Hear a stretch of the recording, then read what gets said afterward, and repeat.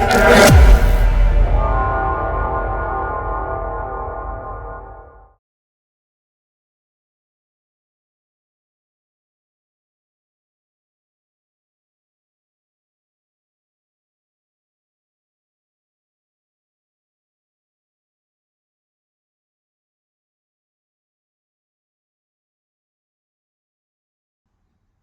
everyone, welcome to a new video of English lesson 9. My son will not be beggar. We are going to see the overall questions of this lesson plus the grammar used for this lesson. Okay. So if you are new here, I would like you to subscribe to the channel. If you enjoy the content, give it a like and share this with your friends and family. So let's begin. What is that? Overall questions. So first one is Ved Mehta became blind. That is, he lost his sense of sight. He still had four other senses. Those were the sense of touching through the skin, sense of taste, sense of hearing, sense of smell. Match the five senses mentioned in column A with the experience of feeling in the column B. Okay. Touch. So how he will know it is touch. The sound of rain. It belongs to hearing. Taste. It belongs to the taste of kheer. Smell. The smell of the earth after rain. Then comes touch.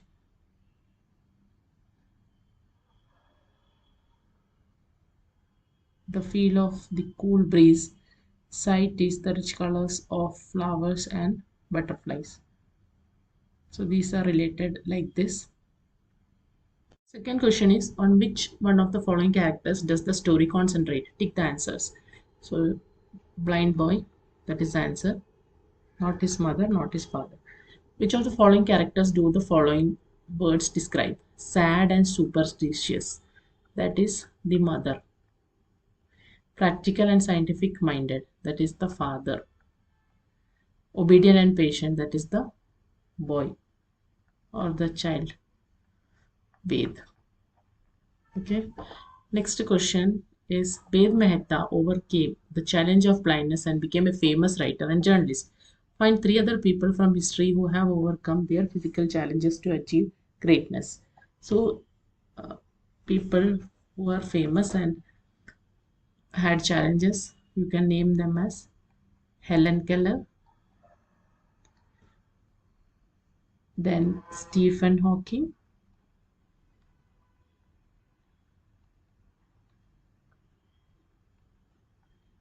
Franklin Roosevelt. Okay, so mainly these are the people who had the challenges, physical challenges, and also they have done great achievements. Okay, hope the overall question is understandable to you. If you have reached till this video's content, do subscribe to the channel and let's follow for grammar now. We are going to see the grammar portion of this lesson.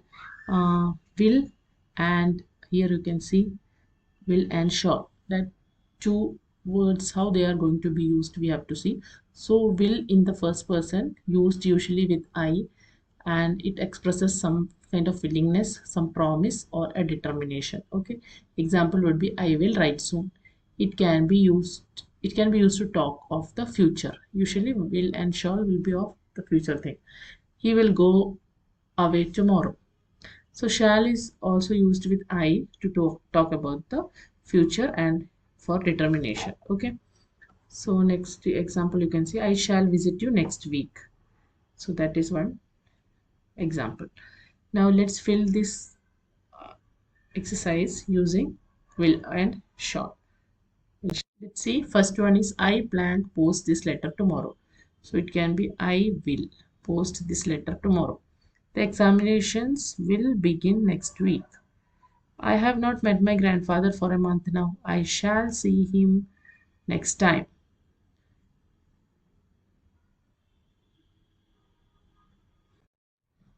Shall I serve dinner now? You will not, or you can say, you shall not steal. Blank, you change this bulb for me. So will you change this bulb for me? So okay, these are the substitutions for will and shall in the fill in the blanks. Next grammar that we are going to see is about would and should. So wherever you are using will, it can be replaced with would, and shall can be replaced with should in the past tense. Okay, would is usually used for politely making some request. Example, would you help me finish this work, please? It also expresses habitual actions that took place in the past. Okay, my mother would put surma in my eye. So it's a habitual thing or something that used to happen in the past. Should expresses an obligation. We should help others. Filling the blanks using would or should. Okay, he said his brother was in army and posted on the border, and he had returned to say that he would sixth come home on leave on 6th. The teacher said we should work harder. That means you should do that. You blank not eat so many sweets. So you should not. Okay, you're not supposed to.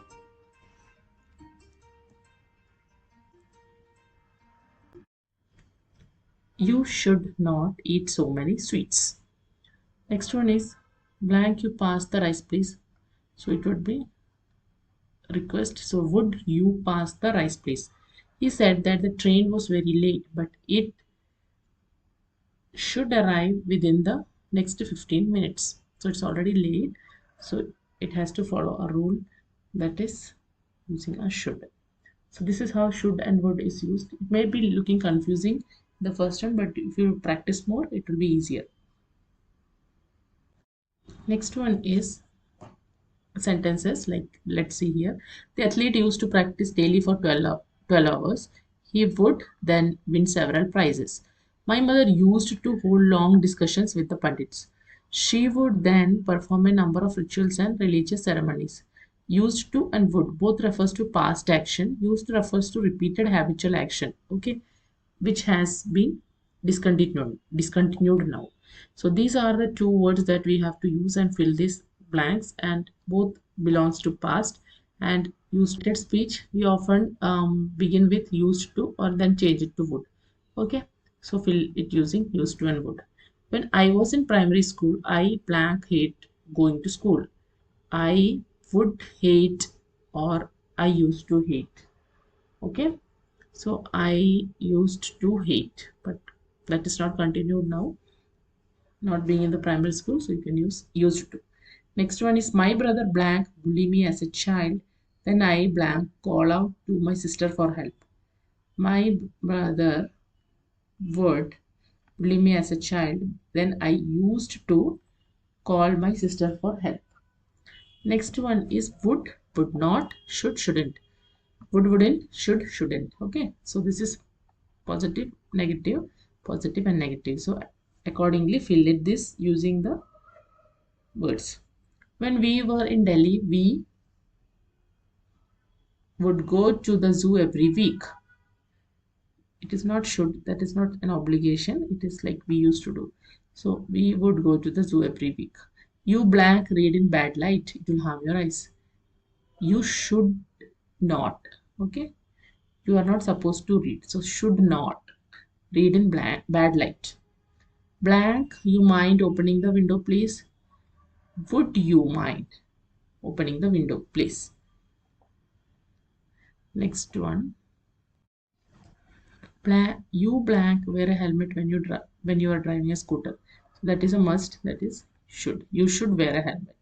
I blank like to speak to the manager. I would like to. That's a wish or politeness.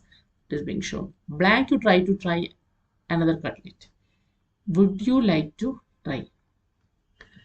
Okay. Next one, you are going to fill with will, would, or won't. It means will not. Suresh is having a conversation and he's saying, I blank go to the library tomorrow. So I will. So that is going to happen in the future. So that is will. Mohit's answer you can see and write.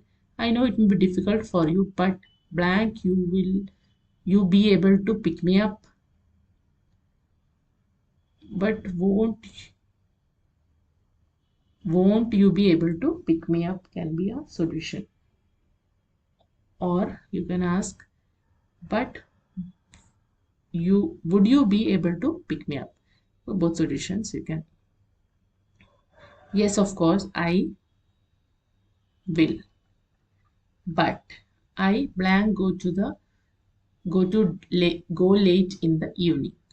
But I maybe won't. He will not go in the evening or will. About what time will that be? I will be ready. Okay. So substitute according to the given words. Will mean something that is going to happen in the future. Won't, negative of this one, and would will be more politeness is involved in that and in the past. So hope the video was useful to you.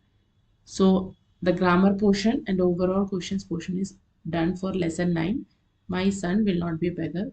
If you find this video useful, don't forget to subscribe to the channel, give it a like and share it with your friends. Also comment in the comment box.